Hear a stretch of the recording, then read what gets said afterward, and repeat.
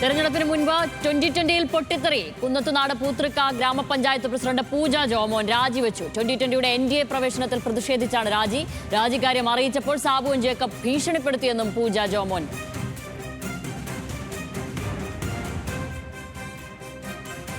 എന്നെ സാബുൻ ജേക്കബ് വിളിച്ചിട്ട് രാജിയൊക്കെയാണോ, ഇങ്ങനെ രാജിവെച്ച ഒരു മെമ്പർ സ്കൂൾ ബസ് ഇടിച്ച് ഒരു പോറൽ പോലും ഇല്ലാണ്ട് മരണപ്പെട്ടു. അവരുടെ കുടുംബവും നശിഞ്ഞു പോയി. അപ്പോൾ അത് ദൈവം വരുത്താതിരിക്കട്ടെ എന്നൊക്കെ പറഞ്ഞപ്പോൾ എനിക്കൊരു കാരണം ഇത്രയും ഇൻഡയറക്റ്റായിട്ട് നമ്മളെ പറയുമ്പോൾ നമുക്ക് അതിൽ നിൽക്കാൻ ഒട്ടും താല്പര്യമില്ല. അതുകൊണ്ട് മാത്രമാണ് ഞാൻ രാജി സമർപ്പിക്കുന്നത്. 16-അംഗ ഭരണസമിതിയിൽ രാജിയോടെ 2020-യുടെ ഭരണം നഷ്ടമായേക്കും. തദ്ദേശ തെരഞ്ഞെടുപ്പിൽ നറുക്കെടുപ്പിലൂടെയാണ് 2020 ഭരണം പിടിച്ചത്. വിവരങ്ങളുമായി ഇസ്സത്താണ് ചേരുന്നത്. ഇസ്സത്ത്, ഇവർ രാജിവെക്കുന്നതോടുകൂടി ഭരണം നഷ്ടമാകും എന്നുള്ളത് ഉറപ്പാണല്ലോ. കാരണം കക്ഷിനിലയൊക്കെ ഒരുപോലെയായിരുന്നു UDF-ഉം 2020-യും. അങ്ങനെ നറുക്കെടുപ്പിലൂടെയാണ് അവിടെ ഭരണം പിടിച്ചിരിക്കുന്നത്. അപ്പോൾ ഇവർ അങ്ങനെയെങ്കിൽ 2020-ക്ക് ഇവർ രാജിവെക്കുന്നതോടുകൂടി അവിടുത്തെ ഭരണം നഷ്ടമാകുകയും വലിയ തിരിച്ചടിയുമാണ് അത് 2020-യെ സംബന്ധിച്ചു.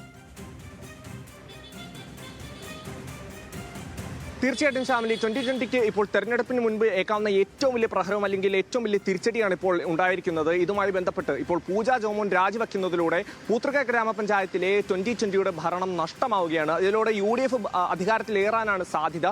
ഇതിൽ ഇന്ന് ഇവർ വാർത്താ സമ്മേളനം നടത്തിയതിൽ ഏറ്റവും പ്രധാനമായിട്ടും എടുത്ത് പറയേണ്ടത് ഇവർക്കെതിരെ ഭീഷണിയുടെ സ്വരമുണ്ടായിരുന്നു. അതായത് തന്റെ രാജിക്കാര്യം 2020 പ്രസിഡന്റ് സാബു ജേക്കബിനെ അറിയിച്ചതോടുകൂടി ഇതിനു മുൻപ് ഇത്തരത്തിൽ രാജിവെച്ച ഒരാൾ വാഹനാപകടത്തിൽ മരണപ്പെട്ടിരുന്നു.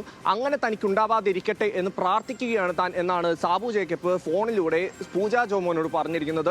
ഇത് ഒരു ഭീഷണിയുടെ സ്വരമാണ്, അതിൽ തനിക്ക് ഭയമുണ്ട് എന്നുള്ള ഒരു കാര്യം കൂടി ഇന്ന് വാർത്താ സമ്മേളനത്തിൽ അവർ മാധ്യമങ്ങളോട് പറഞ്ഞിരുന്നു.